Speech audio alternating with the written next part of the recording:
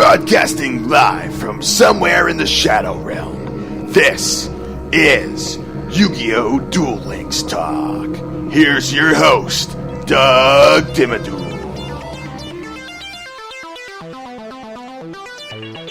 Hey there, and welcome to another episode of YuGiOh Duel Links Talk. Today, we're going to go check out the news for the week of June 26, 2017, and just take a look at what's going on right now. So the first big event that's happening is just an advance notice that there will be a Fear the Deck of Terror, the Destiny Board of Doom event. So this is another chance for those of us, like myself, who didn't get Yami Bakura to make it happen. So what you got to do is collect 10-sided dice and use them to challenge Yami Bakura. Do Yami Bakura in order to unlock him, along with many other rewards. You could also obtain exclusive cards only dropped by Yami Bakura. New rewards will be added, so get ready to duel. So this is pretty cool in the sense that, again, I started the game not too long after Yami Bakura was first around, or at least the last time Yami Bakura was in Duel World, so I missed out on actually unlocking Bakura. So this is a good opportunity for someone like me to jump in there and get Bakura, because I always liked the cards, always liked his style deck. So this is going to be a fun one for me, and I'm curious to see what the new rewards that are going to be added are. I kind of like the idea of tacking on additional rewards that are newer than the last time, because I mean it could get pretty old pretty fast if you've already been there, done that, and unlocked everything that you could. So yeah, so this will be one that we're going to touch base on once we get more information on it. It will be on the 28th of June that it's going to start off, and it's going to be going on through July 10th. So you're going to have a good amount of time to start going through and starting to unlock everything that you could possibly want to get from Bakura. So hopefully things go well. This is going to be worth researching what kind of farming techniques people will be using to maximize their duel assessment in level 40 matches against Bakura, and I guess same thing goes for level 30. So once we get more into that, we may revisit that topic in an upcoming podcast, and we'll move on with that one. So also now there was another notification just on the 25th of June, just saying to test your skills with ranked duels. This is more of just an incentive thing for each of the players to play a couple PvP matches, get your feet wet if you haven't really been getting too involved in PvP. But what it does is if you duel 5 times in ranked duels, you will receive 100 gems. So it's about as easy as things could get if you want to get 2 free packs at the shop, or if you want to just hang on to the gems. Yeah, this is just a quick way to get 100 gems. Nothing wrong with that. This is my kind of notification. If it involves getting free gems, yeah, I'm definitely on board with it. Next, we got some really cool information for those of you who are Mako Tsunami fans, such as myself. There is a card trader inventory update where most of these cards are going to directly impact your Mako Tsunami decks or any of your water deck builds. So here's some really good ones. I'm going to start going through. The first one is a new rare card, YuGiOh Taurus. It is a level 4 Aqua, 1700 attack, 1000 defense. If a fish, sea serpent, or aqua type monster you control attacks a defense position monster, inflict piercing battle damage to your opponent. So I like the effect built in already. This is a good support card, especially when you have a lot of higher attack powered water monsters on the field. First thing I could think of is having this card on the field with a monster like Suijin or with the Levia Dragon, anything like that just have an amazingly high attack, but your opponent just wants to keep on throwing monsters in defense position to bide time and to save their life points. If you throw this card on here, YuGiOh Taurus, this thing will effectively act as a piercing mechanism, so you could start doing some real damage to your opponent. So anyway, speaking of the water type decks, this is a card that I'm really excited about. This is going to be a super rare, and it's a Legendary Ocean. It's a field spell card, and its effect is, this card's name is treated as Umi. Reduce the level of all water monsters in both players' hands and on the field by 1. All water monsters gain 200 attack and defense.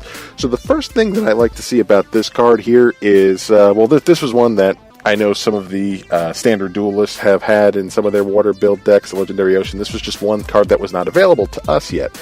Now it's available, and the first thing that I think of when I see this card is utilizing it in my field spell zone, but also using this to take advantage of the Hammerhead shark. card. So at least what that does is any level 3 or lower monsters, you're able to special summon it. And what this does is even those level 4 monsters that you would have in your hand are then treated as level 3 monsters if you have a Legendary Ocean on the field. So this actually really changes the dynamic of a lot of Mako Tsunami decks, because right now, because we didn't have a Legendary Ocean, my Mako Tsunami deck has quite a few level 3 water monsters just because of the just because of the Hammerhead shark. So at least what this does is really widen the types of plays that you can do, and really makes things a little more flexible for your Mako Tsunami decks. So this is a card that if you are even planning on running any type of water deck, this is a must-have. I'm going to try and get 3 copies of it, and I'll play around with different builds and see how many of these will work, or if it gets too cloggy or whatever. But once I get my hands on a copy of this card, oh, it's on. I'm pretty excited about it. Next here we have another super rare Fang Huang. It is a level 6 Winged Beast Spirit monster, 2100 attack, 1800 defense. It cannot be special summoned. During the end phase of the turn this card is normal summoned or flipped face up, return it to the hand. When this card is normal summoned or flipped face up, destroy all set spell and trap cards your opponent controls. So this is pretty good for, especially those handless decks that you're seeing players use, where it seems like they're setting a lot of cards in their spell and trap zones. Yes, this card Fang Huang requires it's a level 6, so it's going to require at least 1 tribute to make this card happen. Now, granted, the first thing I think of is utilizing this card in a 3-star demotion deck, where you'd be able to knock it down to a level 3 monster and just summon it, normal summon it regular. But yeah, that could work out pretty well, and this is a good card to clear your opponent's back row, especially if they're setting more cards than not. And this happens a lot, especially with a lot of trap cards, or your typical enemy controller and stuff. Usually those are set cards, and this is just a really good situational card, I think, that can be pretty helpful. So this is another super rare that's going to be in the Card Trader's new inventory. I think it's going to be a really good one. And last but not least is the one that I am pretty much most excited about, just because this is bringing back some nostalgia for me. I've had this card, physical copy of this card, for a while, and it was always one of my favorites. It's Ocean Dragon Lord Neo Daedalus. It is the level 8 Sea Serpent, 2900 attack, 1600 defense. This card cannot be normal summoned or set. This card cannot be special summoned except by tributing 1 Levia Dragon Daedalus. You can send Umi you control to the graveyard to send all cards in both players' hands and on the field to the graveyard except this card. So not only is this clearing your deck, or clearing the field like a Levia Dragon would, but this takes it a step further and just eliminates everybody's cards in their hands. That's it. We're starting from scratch. We're starting with empty hands, and the only thing sitting there on the field is going to be this Ocean Dragon Lord. My goodness, this thing has big play potential.